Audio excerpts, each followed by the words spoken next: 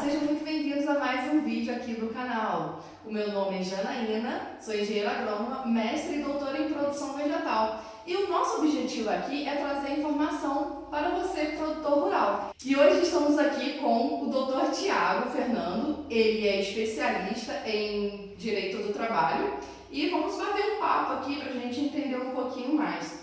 Você gostaria de se apresentar, Tiago? Pois não. Bom dia inicialmente.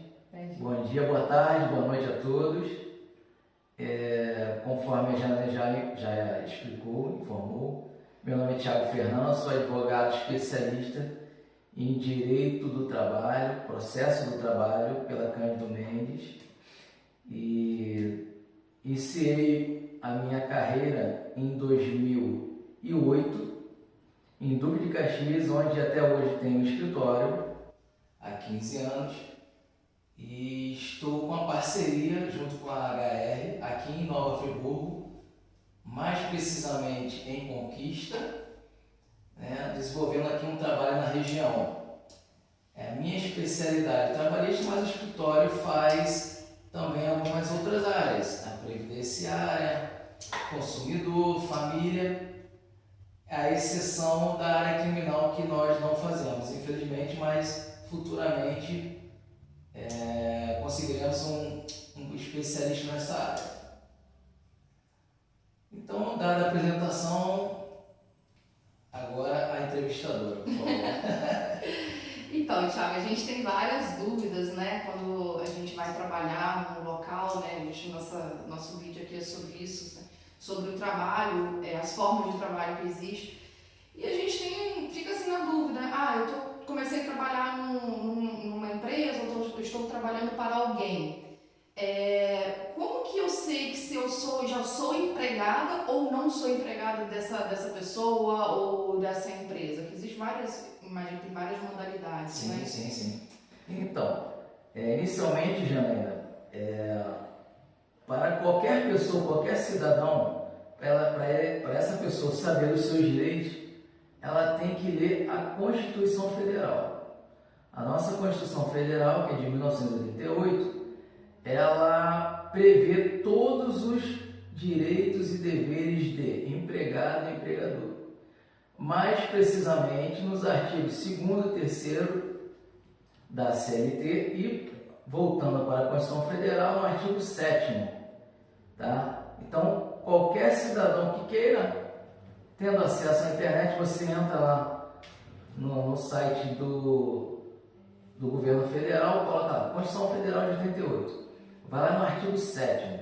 Lá tem elencado todos os direitos e deveres de empregado e empregador. E, sendo mais específico com relação à sua pergunta, a gente deve recorrer para saber se uma pessoa é empregada ou não, ela tem que ir lá no artigo 3º da CLT. O que diz lá no artigo 3º? Considera-se empregado toda pessoa física que prestar serviços de natureza não eventual a empregador, sob a dependência deste mediante salário. Então, eu vou explicar para vocês o que significa esse artigo 3º da CLT. Então, para você considerar que uma pessoa, um cidadão é empregado, ele tem que preencher 5 requisitos. Quais são? O serviço tem que ser pessoal, não eventual, tem que ser subordinado e ter onerosidade. Então, eu vou explicar um por um. Então, pessoalidade. O que é pessoalidade? Você vai trabalhar na padaria. Quando você estiver doente, você pode ser substituído? Você pode indicar outra pessoa para trabalhar no seu local de trabalho? Não pode. Então, o serviço é pessoal. Então, você preencheu um requisito.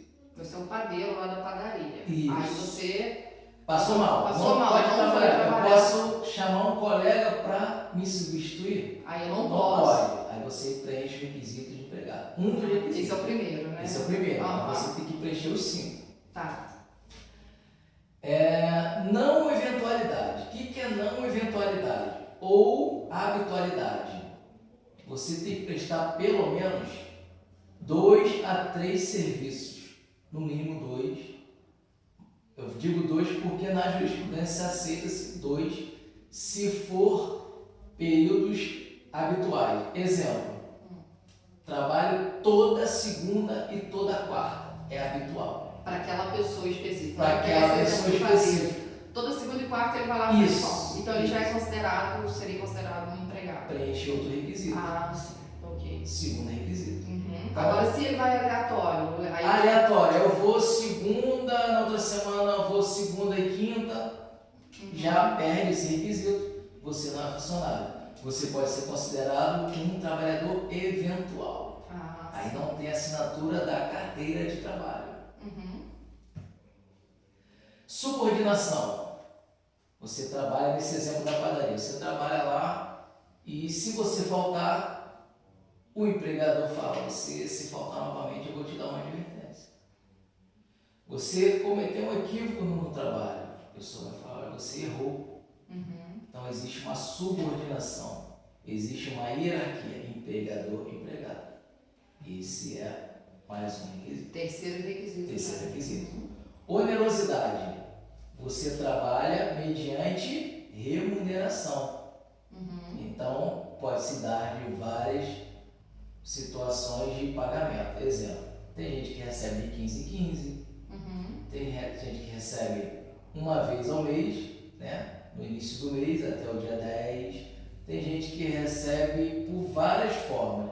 Isso aí vai ser tema de outras pautas, senão a gente vai ficar aqui o dia todo conversando. É um tema muito amplo. É um tema muito amplo, justamente. Então, onerosidade é pagamento. Como é que você recebia? Eu recebia toda semana. Eu recebia de 15 em 15. Um valor fixo. Um valor fixo. Ou variava de acordo com a produção. Isso varia muito. Esse é o quarto item. E o quinto, pessoa física. Tem que ser pessoa física, não pode ser pessoa jurídica, empregada. Tem que ser pessoa física. Entendi. Então, você preenchendo os 5 requisitos que eu já falei, se a pessoa quiser, volta o vídeo lá, né, para a gente não ficar aqui repetindo né, o que já foi falado. Então, são esses os quesitos que caracterizam o vínculo empregatício. Tá bom? Tá ótimo. Eu posso citar um exemplo aqui que aconteceu? Já aconteceu que a gente já presenciou. É sempre bom dar exemplo porque facilita para as pessoas entenderem. Tem duas situações aqui. O primeiro, uma senhora de mais ou menos 65 anos, ela trabalhou por 20 anos por uma pessoa. 65 anos. 65 anos. 20 anos. 20 anos para essa pessoa, sem carteira assinada, sem nada. E ainda no meio desse período de trabalho dela, ela sofreu um acidente. Isso é real ou é fictício? É real. Real. Ela sofreu um acidente. Ela se machucou. Acidente no trabalho. Durante o trabalho dela, ela sofreu esse acidente, ela ficou um período sem trabalhar, meses sem trabalhar. E nessa situação, que ela trabalhava só para essa pessoa, ainda sofreu um acidente. Ela é uma empregada? Quais seriam os direitos? Ela tem algum direito, alguma coisa? E como que ficaria essa situação dessa senhora? Então, esse exemplo, que é real, que você está me dizendo, é uma situação muito grave que acontece no Brasil. Porque existem leis que amparam ao trabalhador, só que por não sei qual motivo, o empregador, sabendo que tem funcionário, ainda mais um funcionário aí de 20 anos, de casa, 60 anos de idade. Uma idade mais avançada. E assim, o que sempre acontece, Janaína, e ao seu público, né, explicando, aqui em Nova Friburgo, eu tenho verificado nessa área aqui, principalmente na área rural, que muitas pessoas não sabem dos seus direitos. O empregador sabe dos seus deveres, mas diz que não tem dinheiro, que um dia vai assinar a carteira e o tempo passa, a pessoa envelhece, a pessoa perde a sua saúde, que é o principal, porque sem saúde a gente não faz nada. E quando essa pessoa que chega aos 60 anos, ela quer recorrer ao INSS porque ela não consegue mais trabalhar, ela não consegue. Nessa idade de 65, acho que já até poderia, para a 65 mulher, anos. ela poderia já estar pleiteando a aposentadoria Dela. E aí como que prova, Como né? é que prova? Aí você tem que fazer o quê? Você tem que entrar com uma ação trabalhista perante a Justiça do Trabalho do local onde você trabalha, porque a competência para a ação é no local do trabalho. Você pode morar em Teresópolis e trabalhar em Friburgo. Onde você vai ajuizar a ação, onde você trabalha, ou seja, Friburgo. Então você deve ingressar com uma ação trabalhista pedindo todos os seus direitos. Nesse caso concreto, o que ela vai pedir? O principal: pedido de reconhecimento de vínculo empregatício. Por quê? Ela tem que preencher esses 5 requisitos que eu informei. Preenchido, que ela preenche, conforme você me informou, e ela vai pedir todos os seus direitos. Exemplo: férias, 13º, fundo de garantia, INSS e várias outras situações, além desse acidente. É isso que eu ia falar, o acidente que é uma situação grave, que pode... É um acidente bem grave, né? Talvez ela fazendo um exame mais apurado, ela pode ter alguma sequela. Isso tudo tem que ser apurado através de perícia médica, isso dentro do processo. Então, assim, as pessoas, elas têm que saber dos seus direitos. E as leis devem ser cumpridas. Porque eu gosto do meu empregador, do meu patrão. Tenho dó, eu vi muito, tenho peninha. Então, gente, isso não existe. As leis têm que ser cumpridas. Então, procure um advogado, né, mais próximo, para receber as orientações e conversar com o empregador, porque muitas das vezes uma conversa entre empregado e empregador sai mais rápido, sem brigas, mas tem que ter uma orientação. E resolve a situação. Resolve a situação das duas partes, né? Mas não pode deixar sem resolver a situação. Essa senhora, se ela não procurar um advogado, né, o mais breve possível, ela pode ficar doente, não receber do INSS e não receber de ninguém. E quem vai custear? Quem vai ajudar essa senhora? Será que ela tem família que vai ajudá-la nesse momento que ela tanto precisa? Então... Fica numa situação muito vulnerável, né? Fica numa situação muito vulnerável. Fica nas mãos do empregador. Que a pessoa fica naquela dependência: vai me pagar, não vai me pagar.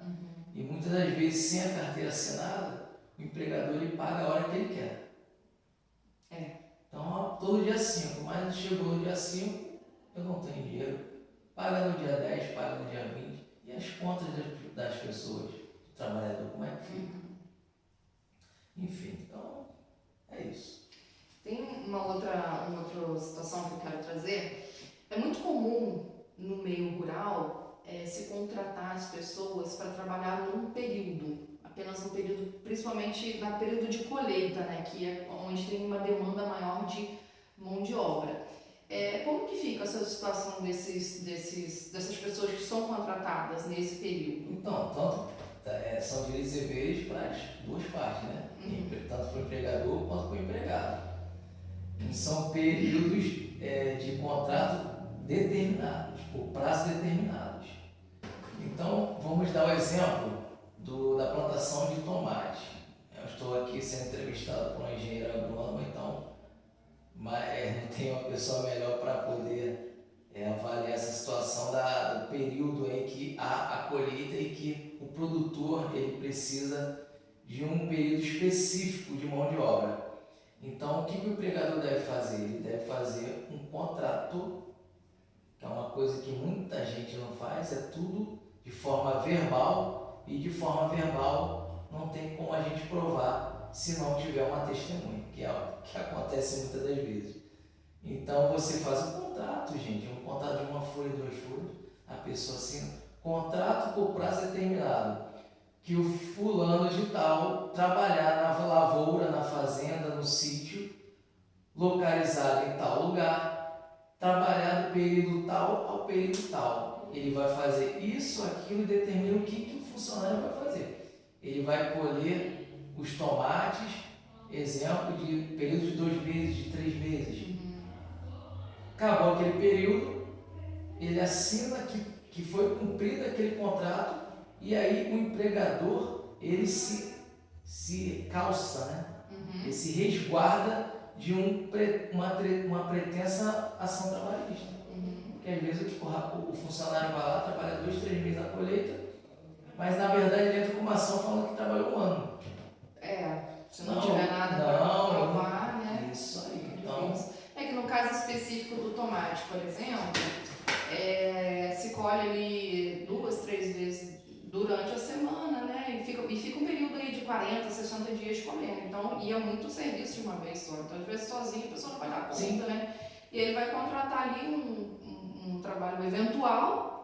E se aquela pessoa tiver de má fé, ele pode realmente entrar com uma ação, falando, não, eu trabalhei aqui. É um trabalho temporário, né? É um trabalho temporário, né? Ele pode falar, não, eu trabalho aqui durante muitos anos. Justamente, aí o empregador ele tem que se cansar, né? E é interessante também que depois quem tiver interesse de assistir um vídeo que a gente já lançou sobre a aposentadoria rural, eu imagino que esse contrato sirva para comprovar que você foi trabalhador rural ali naquele período, né? Sim.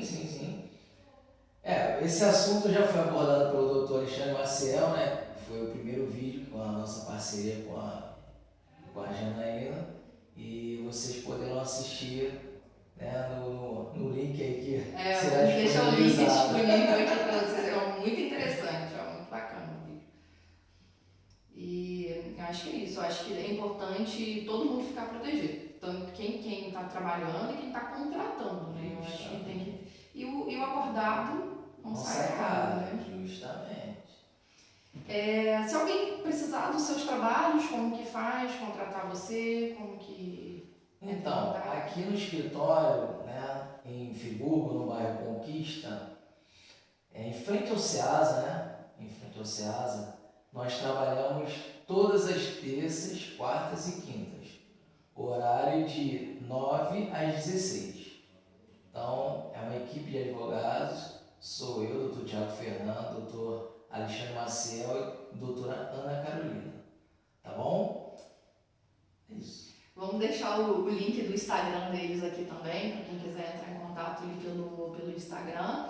E se tiver mais dúvidas, né, sugestões, perguntas, deixa a sua pergunta aqui embaixo, comenta que a gente pode trazer ele aqui de novo para tirar mais dúvidas, porque é um campo muito amplo, né, para a gente discutir aí. Eu acho que tem muitas dúvidas, né? Só de faculdade são 5 anos, mais pós-graduação, mais 2 anos. Então, é muito assunto, né? É muito assunto. Doutor Tiago, te agradeço muito ter aceitado aí o convite aí para esclarecer mais coisas aí do nosso curso. Esse só foi o pontapé. Com certeza. Se as pessoas gostarem, voltaremos com novos assuntos. Com certeza. E não deixa de dar o seu like aqui, né, o curtir e comenta aqui embaixo, se inscreve também no canal para você ficar por dentro dos novos assuntos que vão vir por aí, tá bom? E tchau, tchau. Tchau, tchau.